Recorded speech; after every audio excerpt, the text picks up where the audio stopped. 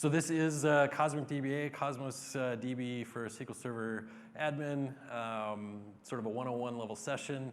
If you didn't come to hear about Cosmos DB, I won't be offended if you go find something else, but that's what we're going to talk about.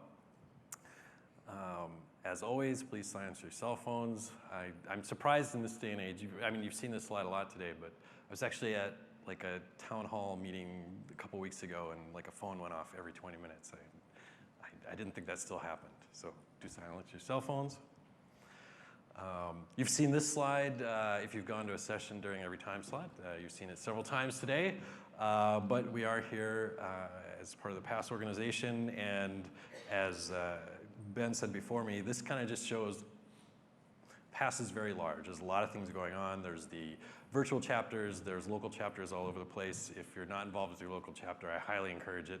The sessions that you get there once a month are pretty on par with what you can get here once a year, just not as many of them. If you do have any questions about local chapters or volunteering, I'm available to talk about it. I've been pretty involved in some of that stuff over the years. So a little bit about myself. My name is Mike Donnelly. I've been working with SQL Server for about 15 years or so, kind of a jack of all trades within the SQL Server space. I've been, production DBA on call 24/7. I've done a lot of ETL work. I've done, right now, my role is I'm the database resource for an agile team building a mobile app with a web front-end admin piece. So fun fact about me is I did live in Tokyo for 4 years. So I have just recently moved back to the US in July, and maybe why you haven't seen me at PASS in the last several years. So the story we're going to tell today, I'm going to talk a little bit about what is Cosmos DB, and then I'll talk about why an application that has a relational data store might start looking at Cosmos DB as a solution. And then sort of the things that, as a DBA role, that I cared about. Being the resource that was, like I said, my role right now, I help fine-tune queries. I do some architecture for new tables and features in the database. Hadn't really looked at a NoSQL solution before. All right, what is Cosmos DB? We're going to pause real quick here. Just by show of hands, who here has done any work with a NoSQL database before? Okay, it's a fair amount. Who here has done work with Cosmos DB before? Oh, some people in the room. All right. So this is sort of my journey when they came to me and said, hey, Mike, we're thinking about using Cosmos DB. Go figure it out. So and this was about 9 months ago. So if you're more than 9 months along in your Cosmos DB journey, maybe we should talk afterwards and you can give me some pointers. But I did do a fair amount of research to try and figure out if we could do this. So what is Cosmos DB? This is the definition from the website. I did grab this a while ago, so who knows if it got updated recently with a lot of the things that are going out. It's still pretty much the same thing. It's a globally distributed, horizontally partitioned NoSQL database. I like the way they word it, though, generally classified as a NoSQL database. Because NoSQL isn't really a thing, right? Like there's no definition of what NoSQL is. It's just not SQL. There are definitions, but it's kind of squishy. So it's generally classified as a NoSQL database. And the way I tend to think of it is, it doesn't have to be this, but I definitely, in my mind, it's a document database with JSON documents in it, and you can query those documents in some manner. But really, it could be anything that's in there that you can query that isn't a relational table. But the most often paradigm that I've used is that sort of JSON document, and that's what we're going to talk about today too. So I said these words a little bit ago: horizontally partitioned, distributed globally. And it's built for the cloud. Horizontally partitioned, so what that basically means is you get to specify what throughput you want, and you've got your data out there, and behind the scenes it will partition it out to guarantee you whatever throughput you've agreed to pay for. So there's some logical stuff on top of that we'll talk about with how it's partitioned, but sort of that same scale out that a lot of NoSQL databases are known for. Distributed globally, it's built into Azure, and with sort of Azure setting it up, the click of a button, you can say, okay, replicate this same database. I'm going to set it up here in Western United States, replicate it to somewhere in Asia or in Europe, and it's done. Now you pay for both of those, but it's easily done, and you can add as many as you want after the fact to set it up as many locations as you want. Which, if you're running a global application, you want the data as close to the users as possible. Built for the cloud, I struggle to find like a specific reason why this is good, except for but if you think about it, when they're designing Cosmos, they said, we're building this specifically for Azure. There's no on-prem version of Cosmos. There's not like with other, NoSQL databases, like if you think of Mongo or Cassandra, which were kind of built the other way.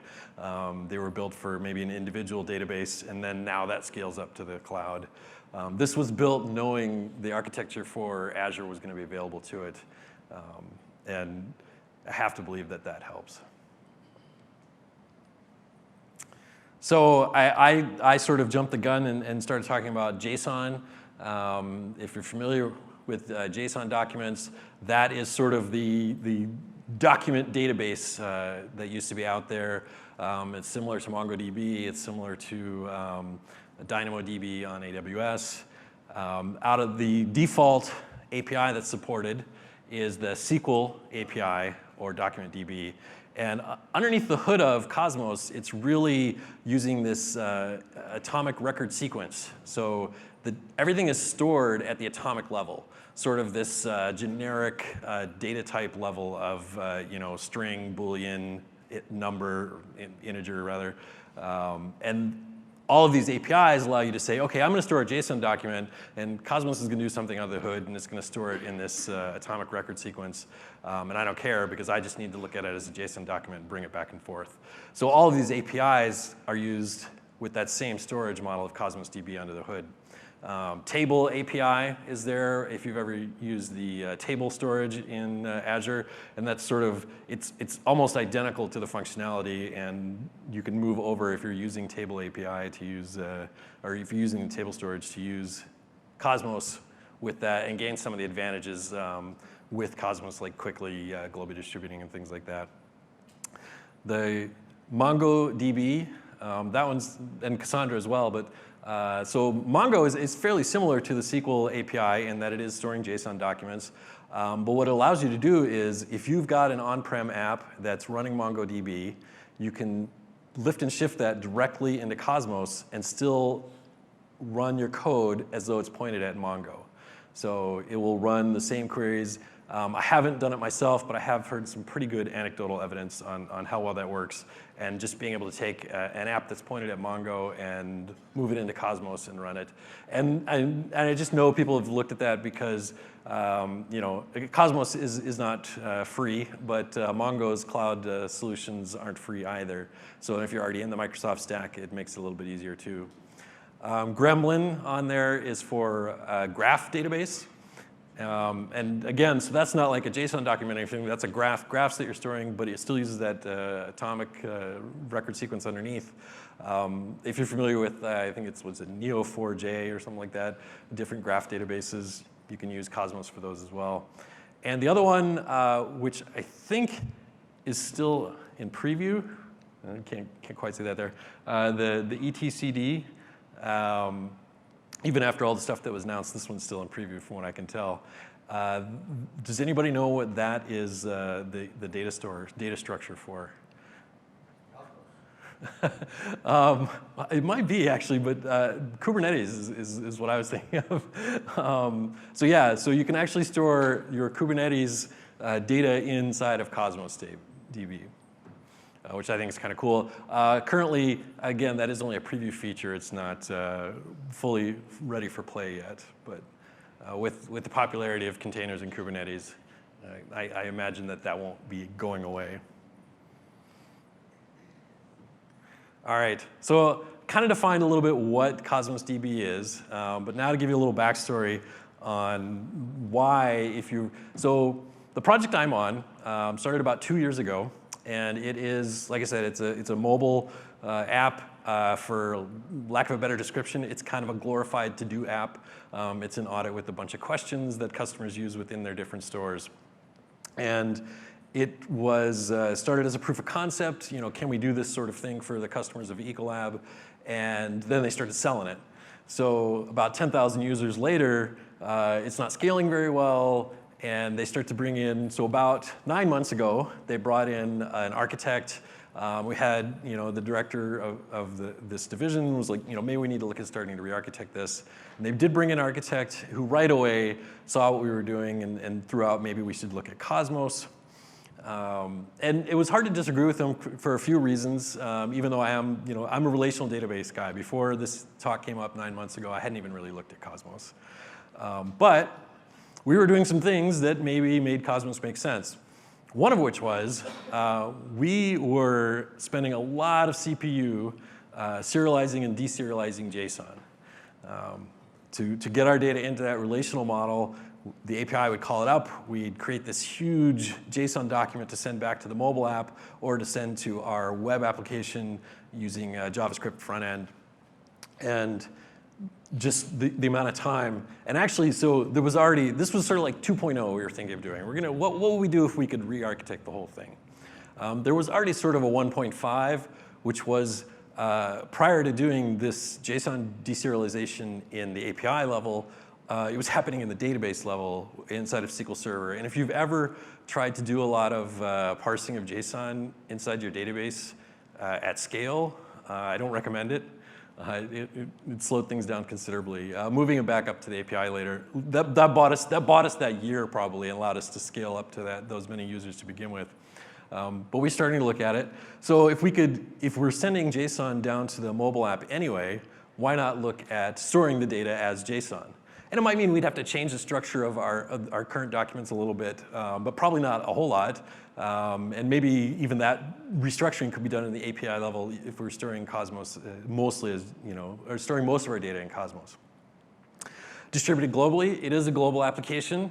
Probably 90% of the users are currently in North America, but we're already starting to have pilots in Europe and Asia, and quickly they want to add in China. So there could be, there's 10,000 users now. They want to scale up to 50,000 users in the next year globally. So being able to, with a click of a button, say, okay, the people in Europe are going to read from this data center, and the people in the US will read from these data centers, made that easy. You can do the same thing with SQL. You can geo-replicate, but it is costly, particularly if it's only for reads. Now, you are going to pay for Cosmos as well, but if you know what your query patterns are, maybe it's not as costly as doing it with SQL. And we were building in the cloud. All of our infrastructure is on Azure, and try not to sound too much like a commercial for Azure. But we use Azure SQL Database. All of our web applications or app services. We don't have any on, Ecolab as a company does, but our particular team and project does not have any on-prem infrastructure. Everything is in Azure, including the reporting warehouse that's attached to it. So made sense we're building in the cloud. So they come to me and they say, Mike, you're the data resource on this project. Go figure out what Cosmos does. And so for me, the first thing I do, and as I say, okay, what is Cosmos? And I start doing a bunch of reading, but the first thing I want to really do is, and I'm just going to kind of show you. I went out and I said, I'm going to create one. We have our Azure subscription. So I'm in Azure Cosmos DB, and you have to create an account. And this is where I'm brave, because I'm using the actual Wi-Fi. You have to create an account, and you have to have an Azure subscription, have to put it in a resource group, have to give it a name, and we're just going to call this one Demo 2 in case I have. But it won't let you. Yeah, you can't use numbers and you can't use uppercase. Somebody tweeted about that earlier today. Like, can we just unify that across the board if case matters or case doesn't matter? And here's where you choose the API that you're going to do. And like I said, it defaults to core SQL, but there's the Azure Cosmos for Mongo, Cassandra, Azure Table, and the Graph API. You cannot, no. Once you define this account, it is just for that API. So you can't store different object types within that. And so once we create it, and we're going to use the SQL one, we're going to create containers within that store JSON items. So there'd be no way to store a graph in that or anything like that. It's a good question, though. Basically asks, can you use multiple APIs in the same containers, or the same resource? I have not played with the notebooks at all, so I'm going to skip over that. It always defaults to Asia for me because I used to live in Japan for some reason. And here's where you can say, I'm just going to enable geo-redundancy. And if you can read that, it says, enable global distribution on your account by pairing US East, which I chose, and it'll automatically give West US. And I can add more after it's created. And multi-region writes, originally, you could only write in, so even if you had it distributed across multiple regions, you could only choose one region to do all your writes, and all the other regions would be reads. You could change it. You could say, at any point, like, this is where we're doing our writes. Now we're going to switch it over here, and we're doing our writes. Multi-region writes has been added. It is not something that I've worked with, primarily because we weren't looking at any sort of issues with, when we started playing with this, we didn't see any latency on our writes. So we didn't go back and start doing that. And I'm not actually going to create that because it takes a couple seconds. And I already have one. So, and this one is still using the same core API, core SQL API. So I have an account, and for the rest of this demos portion, and I will warn you right now, it's not heavy demo portion. I'm going to be talking a lot today, mostly just to share information on what I learned about Cosmos. But we will jump back in here a couple times. So we have our SQL API, and within that, we need to create a database. So we're going to create a new database. And we'll worry about what this throughput stuff means later, and I am going to let that one create. So within a same account, you can create multiple databases. You can't really cross databases, but it's the same thing. Think of the account as your SQL Server, and you can have multiple databases within that. And you would be able to do cross-database queries there, but here you'd have to actually call separately for the information. So that actually happens pretty fast. We have a database. It's not really anything. It's just sort of a structure to hold it. It does store that scale, which we'll talk about later. So within there, though, we create a new container.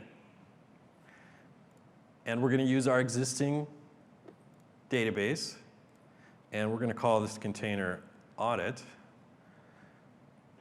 And don't worry about what this is either. We'll talk about it in a minute. Partition key. And I can go ahead and create that. And so now we actually have a container. And like the containers are kind of like the tables in your database. And let's import some items just to see what that looks like.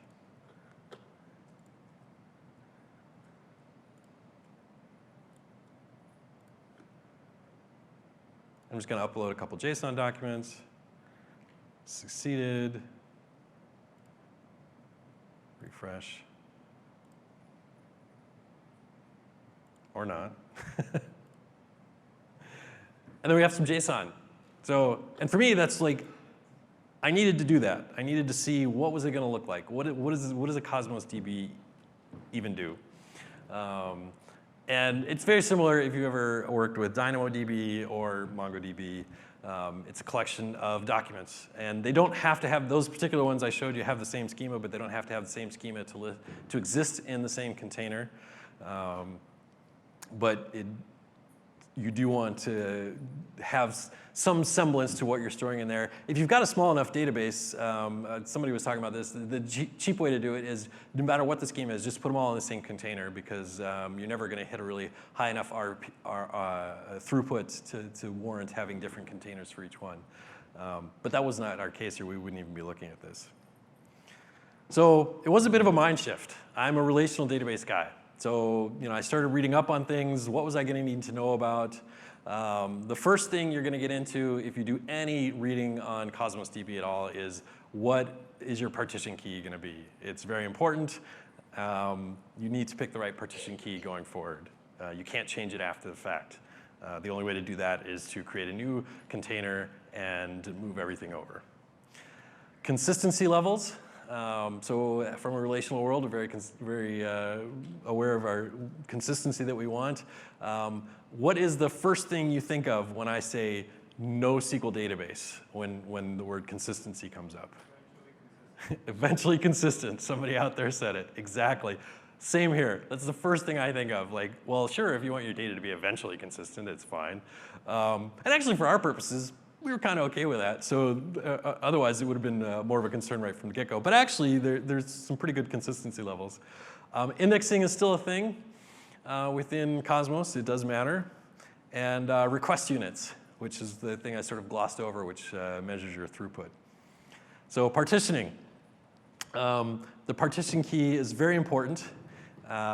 It's sort of kind of, I talked about before, how when we created that account and then we created our container, we uploaded some documents to it. Behind the scenes, it is partitioning that physically across whatever servers it needs, and then partitions that data across the physical partitions that it needs, and then replicates that across so that it can give you the throughput that you need.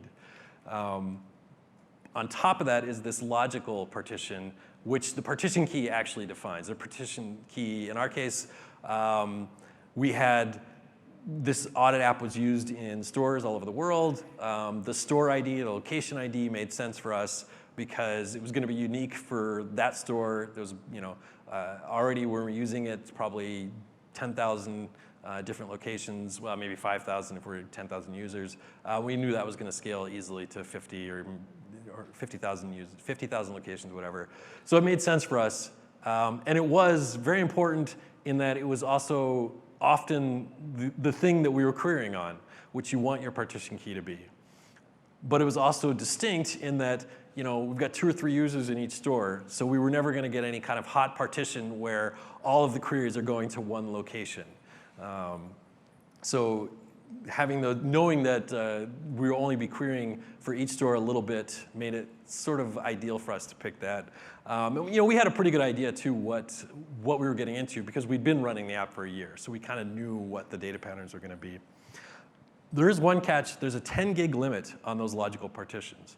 So if you choose a key that is going to ultimately have a ton of data in it, which in theory, years down the road, a location might have that. The documents are pretty small, maybe, well, some of ours got larger. I mean, nothing approaching a megabyte, but a couple hundred kilobytes maybe. So you might hit that 10 gig. But, and we'll talk about time to live later, but we could archive these things after about 30 days because the longest audit period was a month. So we could archive everything off, and we had a separate reporting system. So we weren't terribly worried about anything getting over 10 gig. If you don't have something within your structure that you think, eventually this is just going to get too big. Like we're going to partition this data up. You can create a sort of synthetic partition key which combines a couple fields, or even just has a seed in it that says these types of A to Z always go here or something along those lines. We did not have to get into that. And you do definitely want a wide range of values because it doesn't do any good if you're not splitting that up between a bunch of different partitions. And I've even seen some people, if you've got a small enough system, they say, well, just choose your ID and you'll get a partition for every document. I don't know that I'd recommend that. I didn't play with it, but it would certainly meet those requirements. And you would never have a hot partition because each read would be going to its own. And throughput is at that logical partition level, so it matters for that too. It matters for how much you might end up bottlenecking yourself when we talk about throughput. So there are consistency levels and you can see the one we talked about is at the bottom, eventual consistency. And that's exactly what you think it means. Eventual consistency means that eventually the data will be consistent with all of the operations that have happened. If you've got three writes to this particular document, You might read it once and just get the first two, and then eventually you'll read it and get all of them. Or you might read it, get the third one, and then get the second two, and then get the third one. Eventually, it all evens out to have what the end result is. And this is happening in milliseconds, so it's not, I mean, given that you've set it up for fairly good latency, at least in our case, we never went down to that level. Session consistency is the default, and that is what we use. And basically what that means is you get fairly strong consistency within the application session. And the .NET API handles those session tokens underneath the hood. You can do it manually if you want to, but you don't have to. And I sort of skipped over one there. So eventual, consistent prefix is sort of like eventual, but it guarantees that you'll get them in the right order. So a second ago I said you might get the third read, then the second read, and then the third read eventually. Consistent prefix means you won't get the third read before you get the second read. So you might not get the end result as fast as you want it, but you'll never get them out of order, which you could actually do with the eventual consistency. So strong consistency is similar to the recommitted isolation in SQL Server. So strong consistency, you will get guaranteed always to read the latest version of what you have. But you're going to pay for that, right? You're going to pay for that in latency, possibly, waiting for all of those global transactions to come back in. Bounded staleness. So a good way to think of that is you get to choose, I'm OK with this being 10 seconds out of date or up to a day out of date. So you basically have, after 10 seconds, you have strong consistency. Strong consistency is bounded staleness with a time of 0. The other option for bounded staleness, though, is not just time. You can also do it based on operations. You can say, this document could be 30 operations out of sync, and I don't care. Up to 1 million or something like that. It was a staggeringly large number. And at that point, you might as well just go to eventual, I suppose. Question? The concept of locking?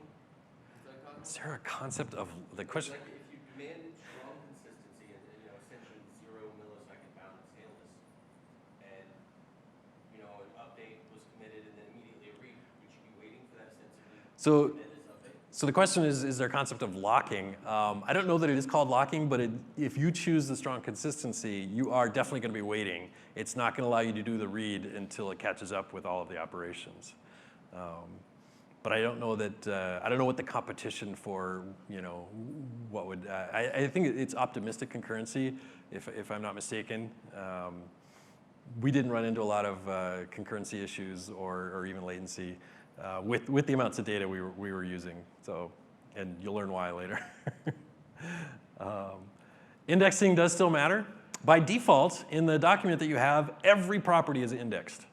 And if you're a SQL Server DBA like myself, you're like, ouch. Because it does exactly what you think it does. That makes your writes more expensive. Every property is indexed, so it has to write out the index for every property when you're writing a document. So if you know what your query patterns are and you know which fields are going to be in your predicates, you can tell it, only index these columns. And I can't think of if you don't know what that's going to be, you could run it with everything being indexed to begin with and maybe go back in and tweak it later. But most scenarios I can think of, you're going to want to go in and determine what you actually want to index rather than just letting it do everything. For a proof of concept, whatever, just let it run. Who cares? It's just you're just playing with Cosmos at that point to see what you can do. So all right, RUs. I've talked about throughput a lot. I've talked about how much things cost a lot. Who here is familiar with what a DTU is? Yeah, okay, it's a good amount. Yeah, I every day Azure SQL database, and vCore is starting we're starting to look at that, and we're using it in our lower environments already. And you've got things like hyperscale, but DTU is still how we're running our production database. RUs is kind of like DTUs. That was database throughput units. RUs are request units. Unlike DTUs, though, RU, because our DTU was always sort of this amalgam of how much disk and CPU and memory you were going to get, and RU kind of has that same feel to it, I'm going to be honest. But there is actually a definition. One RU corresponds to the throughput of a read of a 1 kilobit document.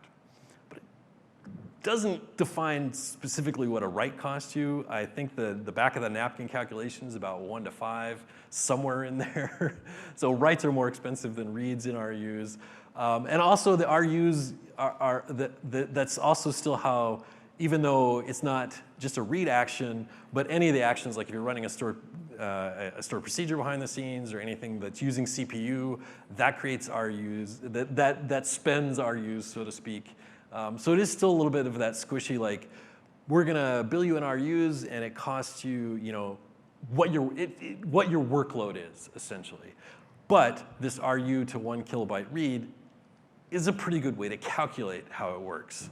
At least when you're starting out and you might not know what your query patterns are, you might not know what you need. 400 RUs per second is the minimum. So if, this is the other kind of thing, if it's just like a proof of concept and you don't need that kind of speed, throwing everything into one container might make sense because this is at the partition level.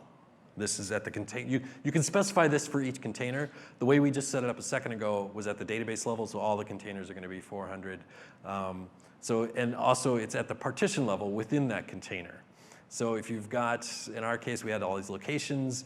If you had, so 400 RUs gets you about 1,000 reads per second, or sorry, 100 reads per second. So if you had one partition or one store that was trying to do more than 100 reads per second, they would be throttled.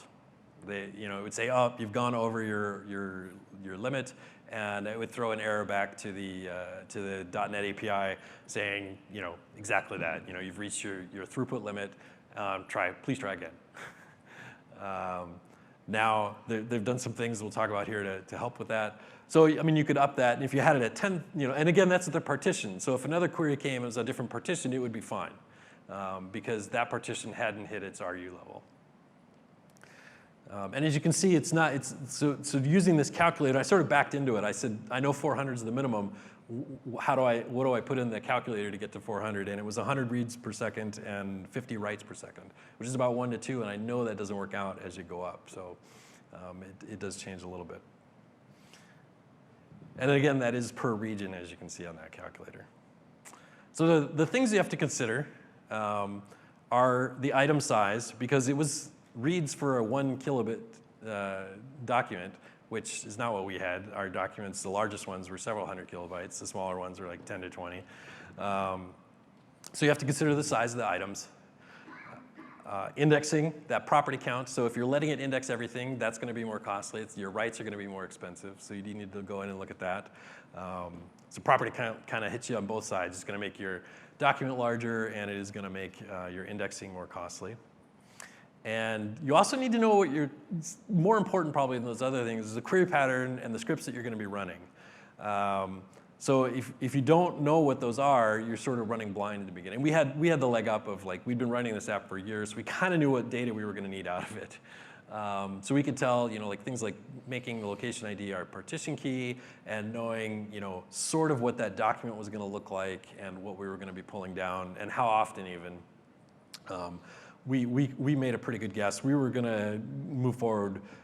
We were thinking, it was maybe going to be 10,000 RUs or something like that, which sounds like a lot, but it's not really.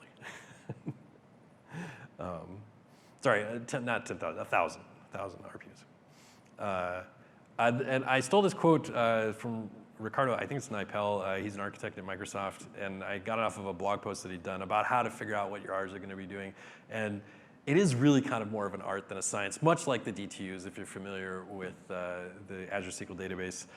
Don't calculate it, measure it. Like create some test data, create what you think your query patterns are going to be, set the RUs, and then see what's actually happening. And there are some tools to do that. I'll post some links later. We're not really going to dig into that today, though.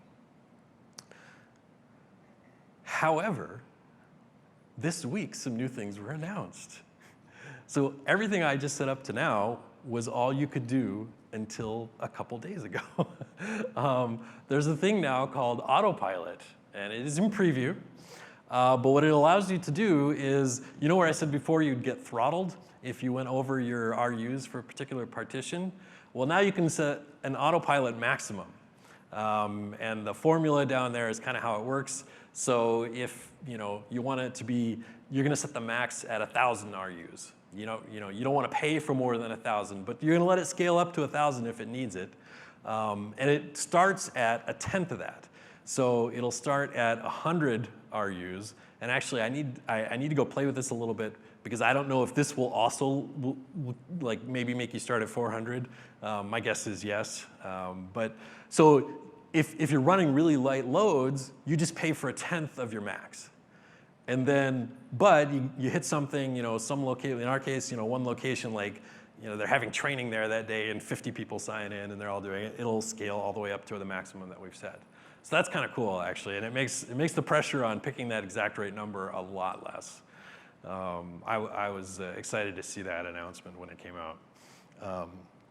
And I did learn about it the day before this particular conference started by some method of some other conference. And that scaling happens per partition? Per partition, yeah. So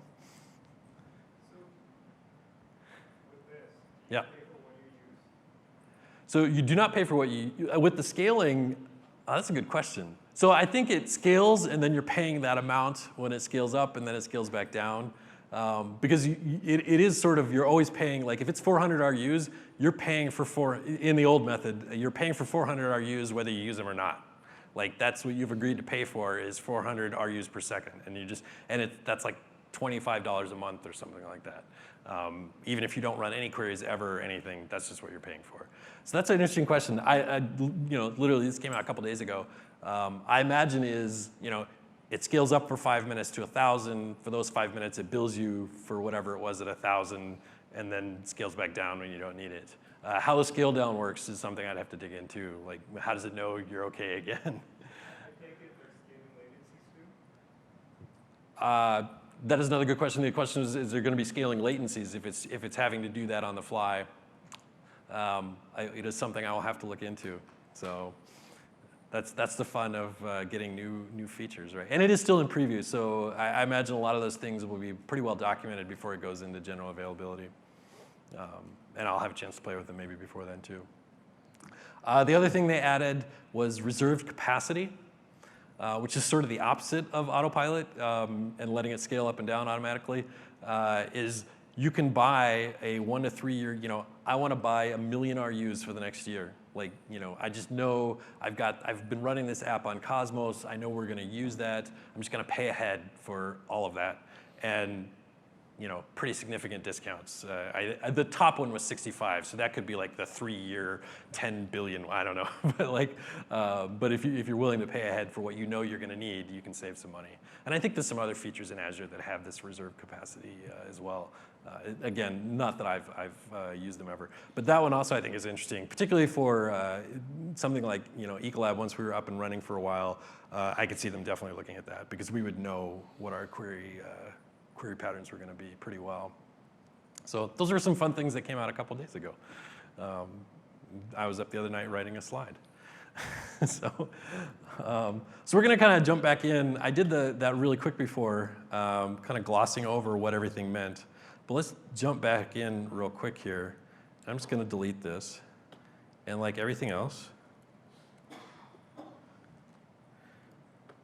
when you delete something, it makes you tell you what it is. And by the way, audit doesn't have to be lowercase. It could actually, but I just happen to stick to that standard. So let's go ahead and create a new container and look a little more closely at things. We are still going to use our existing database. And as you can see, that existing database, the default is 400 RUs for each container that gets created within it, which is about 77 cents a day, whether you're using them or not. So not just for the database, you actually have to have a container in there before you start getting billed. But you can override that. So you want to say, for this particular container that I'm going to create, I want to make that one 600. And that's, $1.15 a day or whatever. So we do still need to give it a name. And as I've said a few times, our partition key is going to be location ID. And it is a root level property in our JSON document. If your partition is larger than 100 bytes, you do have to specify that. I believe there's an upcharge.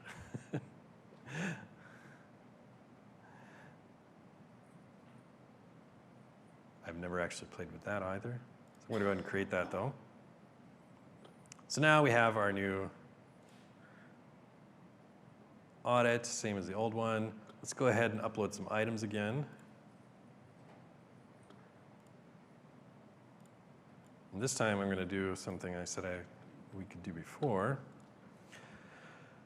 So I uploaded 3 items, and they are not the same schema. Oops, I closed the wrong X. Sorry about that.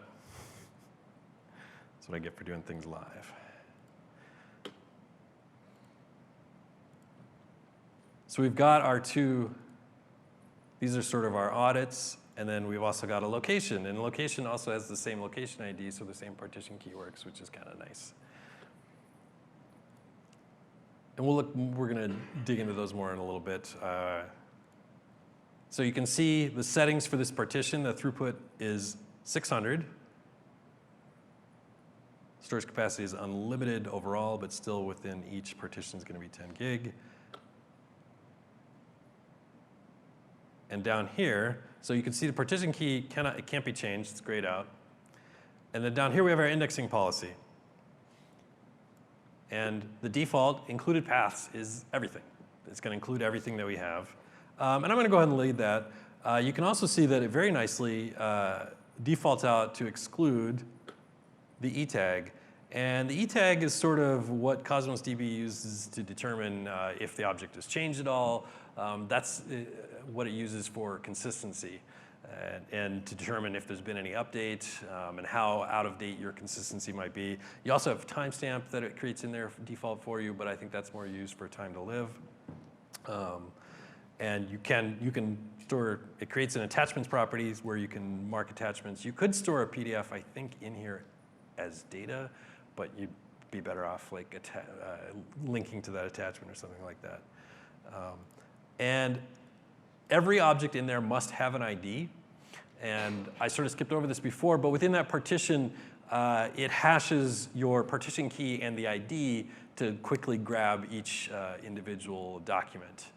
And if you don't assign an ID, it creates one for you. So I had IDs when I first started to put this together because we have IDs in our relational database. But we don't actually need them to have these documents here. And we actually discussed, well, maybe the GUID ID might be a better way to go, just because it doesn't need to be human readable. We don't actually care what the ID is. And then we allowed it for the location one, but we never went back, and we kept our IDs for the audits. It just made troubleshooting a little bit easier when we were comparing the 2 systems. So what we're going to do, though, is we're going to say, you know what, we're also going to exclude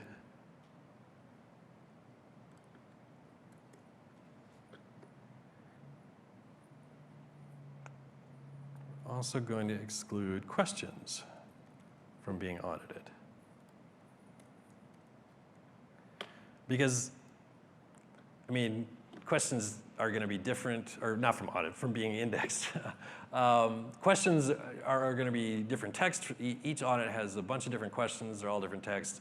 Any searches on question text were all going to be done in the reporting system. We definitely don't want those to be indexed. And I would also say, so if we look at our items, for the location one, addresses we don't care about either. So we're going to go back into our settings and we're going to say, all right.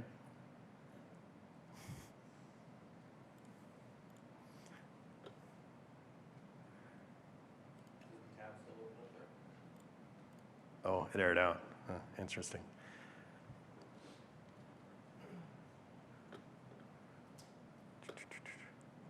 Oh, okay, it's just warning me that changing the index is gonna maybe create some latency with my whole 3 documents.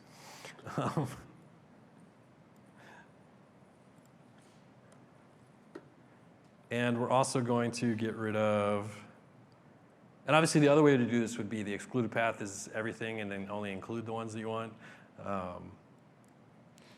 We're going to get rid of addresses.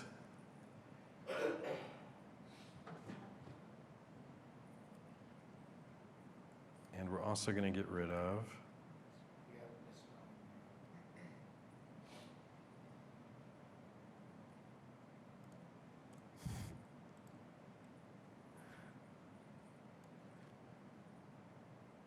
and we know our queries never use location name, so we're going to get rid of that as well.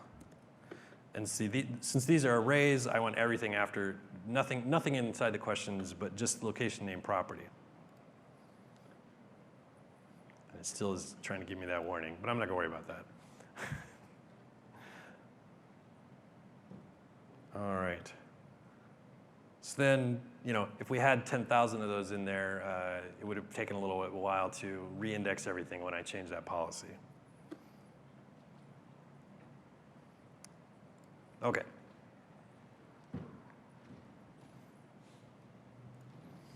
So those are the sort of things that I started discovering right away, like the questions we're going to have. And still I was the only resource we were putting on this to figure out what we're going to do. And I think, okay, what are the things as a DBA I care about with my database? What are we going to have to do? We're going to have to convert the schema over. We've got this great relational schema that we've been using, and it needs to now be JSON. We kind of had a pretty good idea because, like I said, we were serializing that into JSON already. But it was definitely part of that mind shift as well, just needing to know, how do I store things that I know are related, or how are we going to query this without creating all kinds of different documents? Some things to think about. The SQL API does have a query language associated with it that is not actually SQL. It is SQL-like, I will say. Transactions. We do want we wanted the application to be transactionally consistent. But how is that going to work in a Cosmos DB world? Time to live, and I've mentioned it a couple times already. This was a feature in there. We were already trying to figure out how an archiving strategy for all of the data we'd collected on a relational database. So this was actually kind of a win for us. Cosmos DB has built in a time to live on the documents that you can set within a container. And as I said before, we don't really need more than 30 days. So going from the onset, we're like, well, let's just set a time to live of 60 days just to be safe. And then documents would be automatically removed after they'd been there for 60 days. Now, within that time frame, pretty much instantaneously, we were already writing everything off into our reporting database. So we weren't really losing anything other than we would have less data to sift through. So it would make things run a little bit better. And also, we wouldn't have to worry about hitting any size limits. And then this particular application has a lot of business logic stored in the database layer. There's a lot of stored procedures and triggers and things that happen only in the database. How are we going to accomplish that within Cosmos DB? So the first thing we had to look at was how do we migrate our nice, relational, perfect database into a JSON document, JSON schema. So we had to determine how it had to be modeled. The biggest decision comes down to a lot of things is, are you going to reference it, or are you just going to embed it right in the document? And there's a pretty good article on Microsoft website on modeling the data. It's really short, but explains the difference between those two things really well. And I must have gone back to it 20 times as we were trying to make those decisions. I'm like, all right, I'm going to read through this again and say, this definitely falls into this category. Let's reference it here. And we ended up referencing very infrequently. Mostly it was easier to embed it just because that made sense for the JSON that we needed to deliver. And I'll kind of talk a little bit about that. The color scheme's not that great there, I apologize. But this is our relational model, very scaled down. But basically, we have all these locations. Locations have audits. Audits have questions, and questions have responses. And this was how it was originally built. It made sense. Location have audits. It's a one-to-many. But you can see on here that we have questions to audits is a many-to-many, because in theory, you could have a question, and you define that question, what the question is, the text of it, maybe an author or something along those lines, and you could assign that to whatever audit you want, and you could use that same question over and over again. In practice, nobody ever did that. When you created an audit, you went and created all new questions for it, even if they were verbatim the same from other audits, because the front end wasn't originally designed that way, so nobody even had the ability to go say, oh, I just want this other question I already used. And then once we started talking to them about that, like the users were already, we'll just create our own. Same with responses. We originally built so that you could have many-to-many. And this actually kind of makes sense. A lot of the questions were like yes, no. So we could just store yes, no and have it reference those. But again, in practice, most people didn't do that. They'd be like, oh, I just created a bunch of questions. I need to create what the responses are going to be for these questions. So those second tier were kind of no-brainers for we're just going to embed this data because it's not really being used in a relational way anyway. And we also had a lot of open-ended responses too, so it wasn't just the yes, no, so you kind of had two design patterns going there anyway. Some of them were 1 through 10.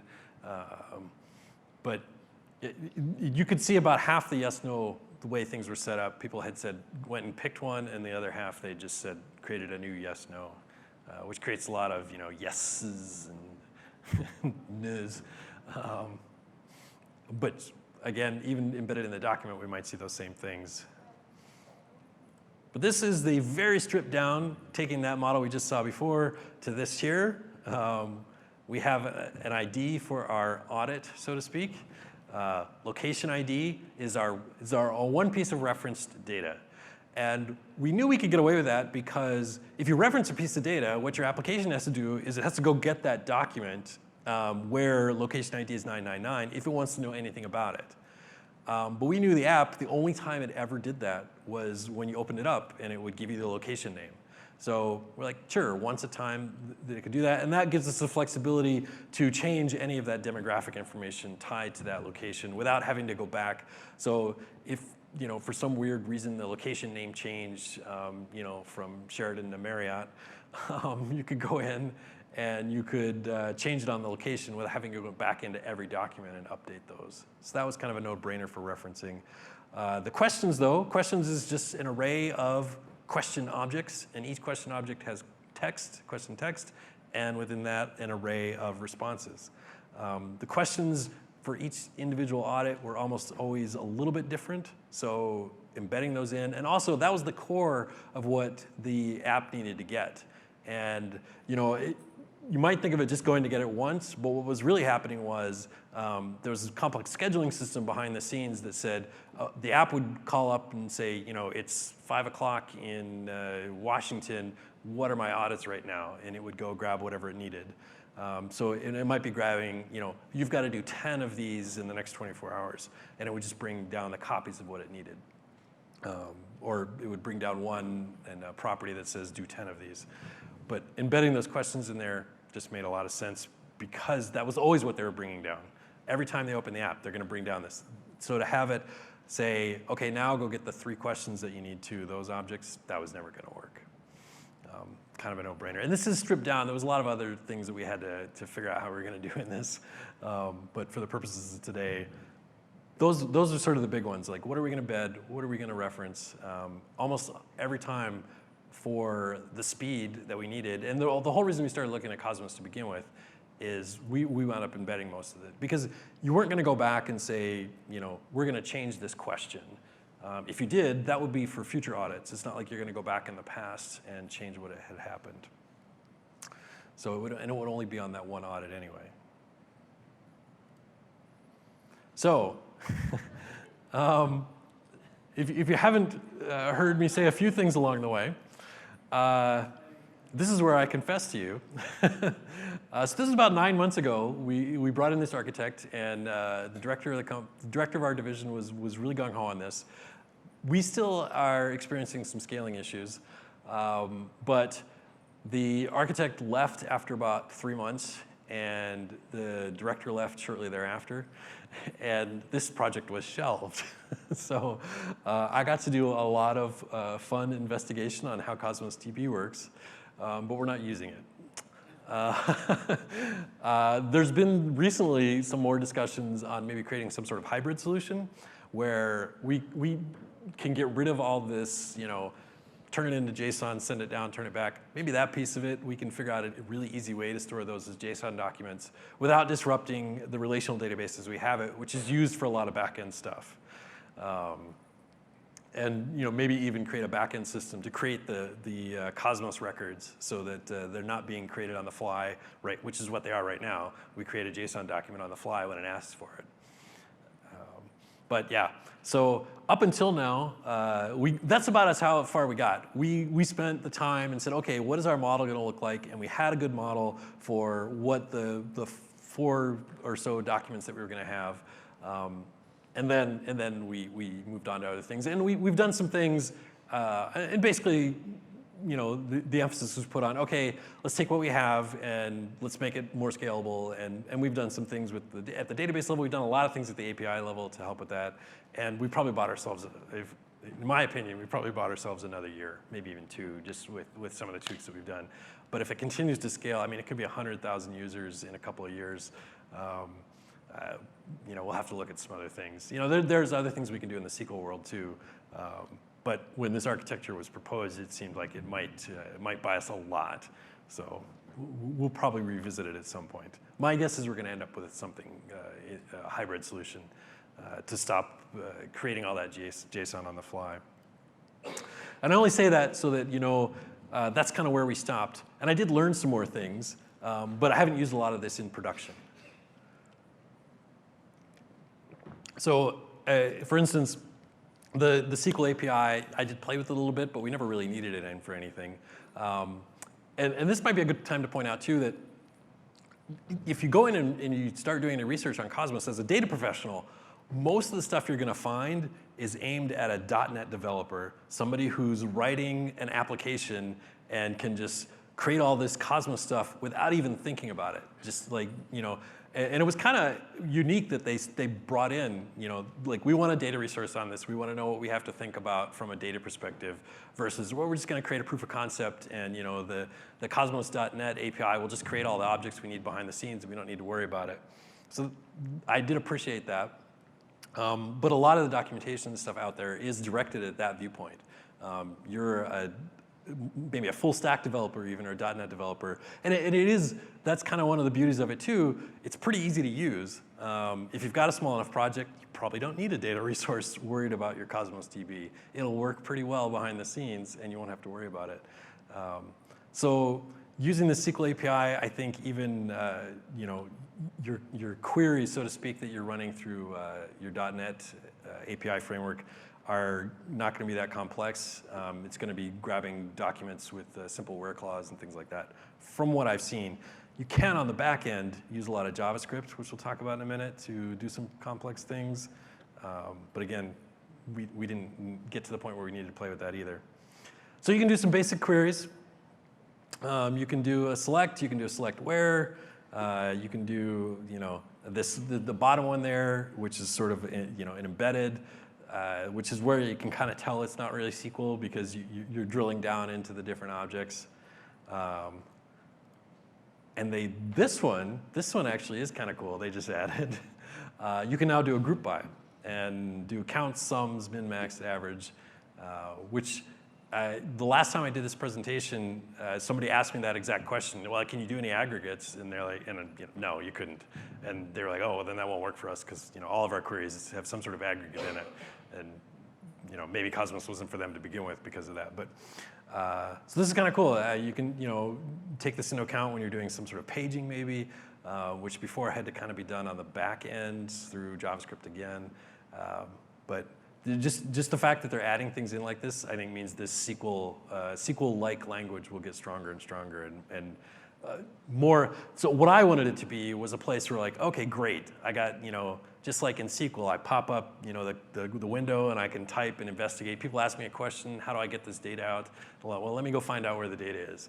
But there's a bit of a learning curve involved because it's not really SQL, I guess. So.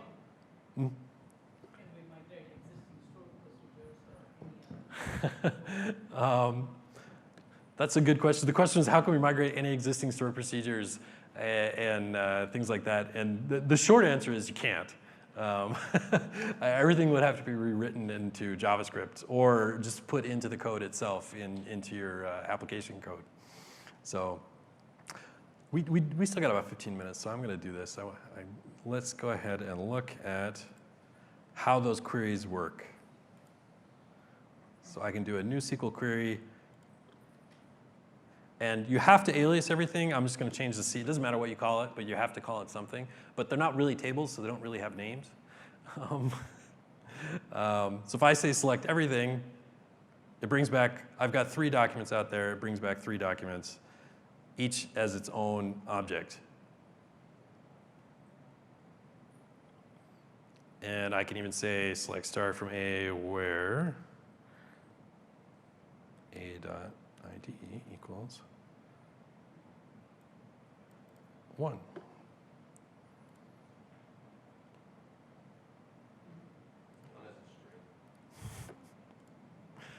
Every time I do this, I wonder why I made that a string. I don't know. So that just brings back 1 record. I should point out you do have to alias it. Doesn't understand.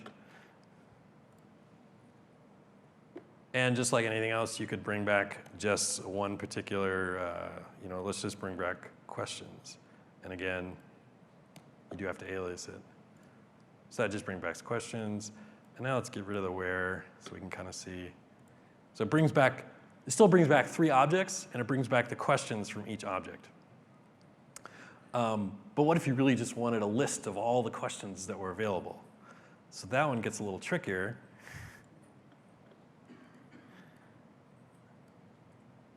And let's see if I can do it from memory. Select star from Q in. Yeah, I can. So that brings back all of the questions on their own, because it goes and it looks through a.questions and brings back them as Q objects instead of A objects. And it can get, depending on how many levels you have into your SQL or into your JSON, it can get more and more complex. So, and let's see, this is the first time I've done this, but actually let's go ahead and do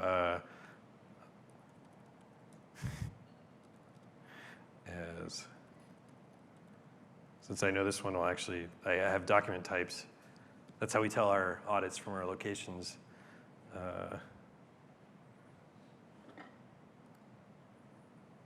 Doc type. A.doc type A group by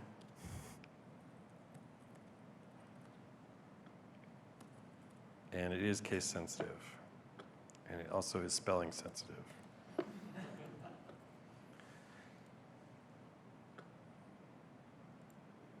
Not save query, execute query. Cool. So I have 1 location type and 2 doc types. Question in the back. What's the maximum document item, whatever it's called, size limit? So the question was, what's the maximum document size limit? I don't actually know off the top of my head. So partition can only be 10 gig. I don't think there's a built-in size limit for a particular document, but I won't swear to that offhand. I will definitely research that and get back to you. Does it have AD auth or access control?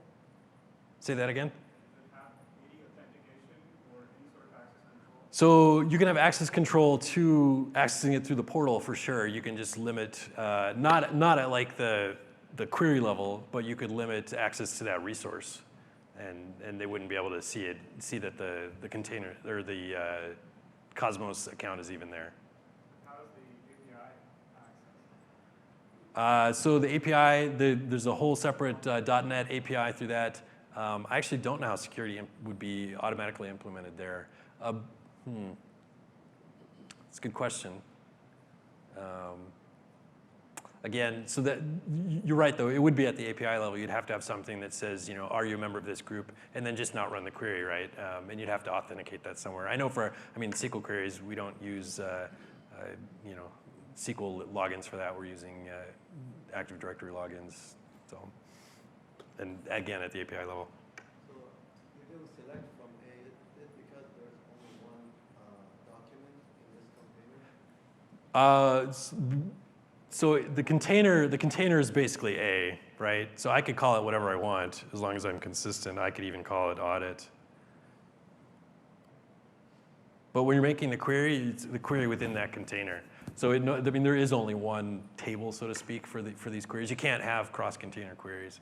Yeah. Is container equivalent to collection in MongoDB? Yes, yeah, no, it's equivalent to a collection. Yeah, and the first couple times I did this, I kept calling them collections. So. Yep. This might be a stupid question, and you may not know the answer, but what is the difference between Cosmos DB and the data lake?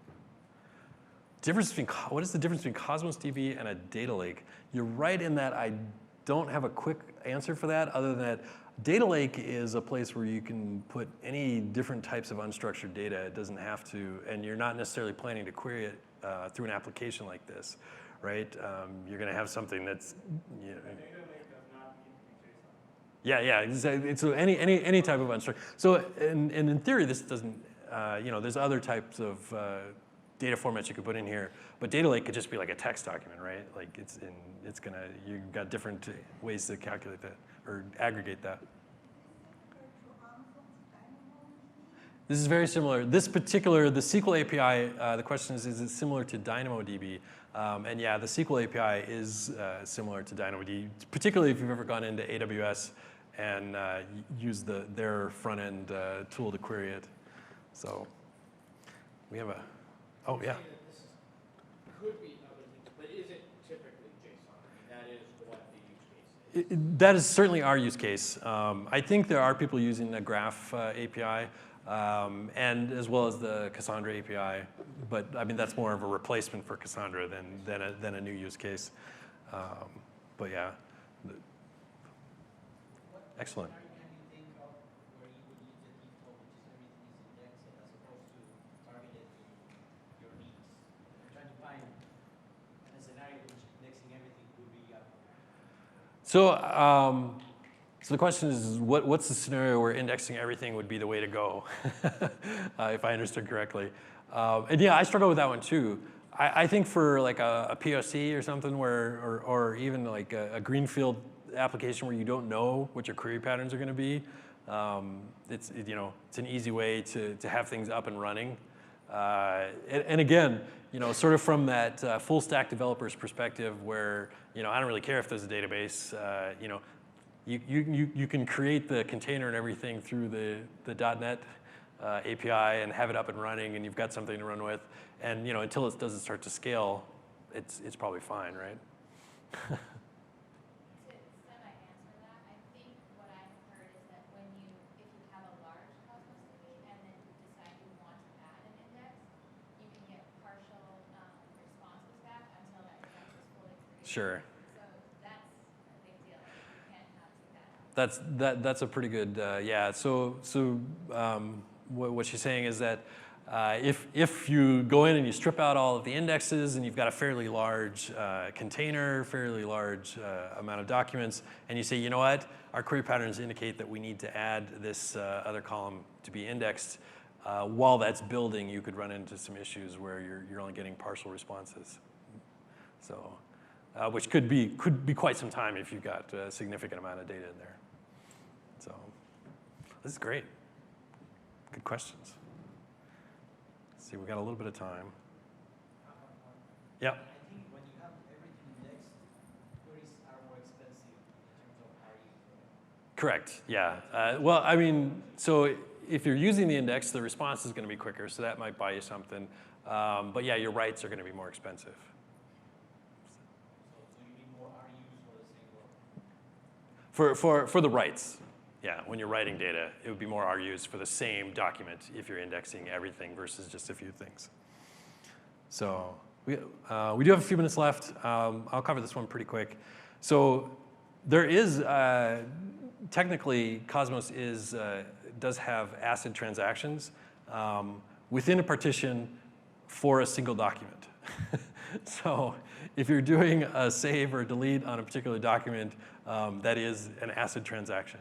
Once you want to go beyond that, say you want a transaction to incorporate multiple documents, you're going to have to write some JavaScript on the back end to have a stored procedure that handles multiple documents, or a trigger that maybe handles relationships, like when you're adding a document, it needs to update something else, or it needs to make sure that there's a certain field there. Again, that was the only way to do it until they released the new version of the .NET SDK. 3.4 and greater includes, within that, the .NET SDK for Cosmos, there is a way to enforce those sort of multi-document transactions within your application code without having to do it on the back end. So, and even on the back end, you still had to call, if you were creating a stored procedure to do that, you had to call that stored procedure to make sure you were getting that transaction. And even with the triggers, it's not triggers in the way you think of a SQL trigger. It's a trigger that will do something when you create a database, but when you create an item or delete an item or update, but you still in your code have to say, hey, by the way, use this trigger if you create any documents. It doesn't happen automatically on the server side. It does allow you to store the code on the server side.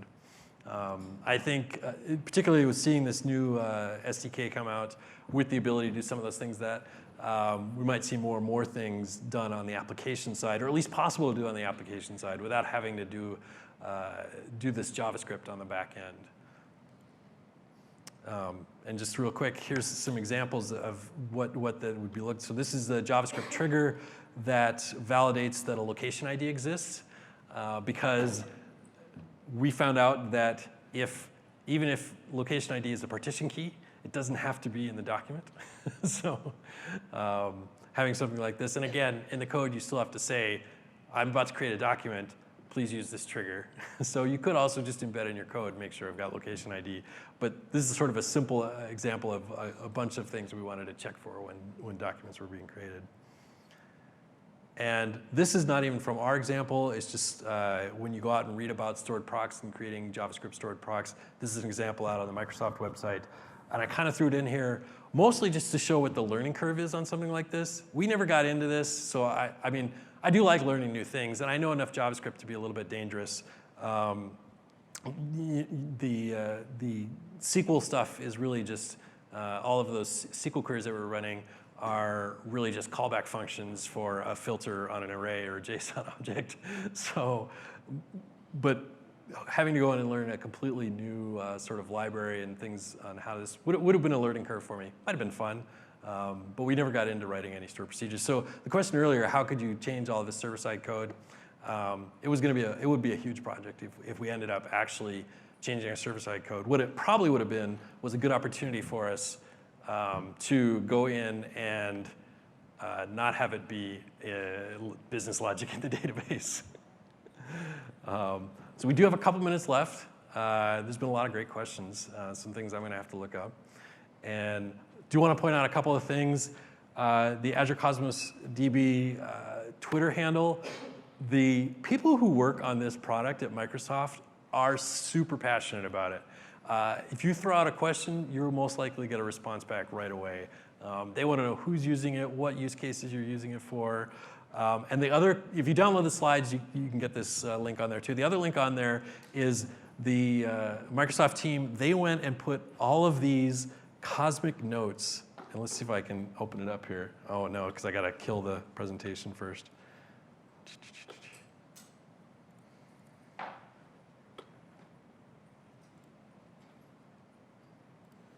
They went out and they've got all of these sort of every question, like little questions you come up with on Cosmos DB, they whiteboarded it, and then they put up all of these whiteboards on this Cosmic Notes Git repo.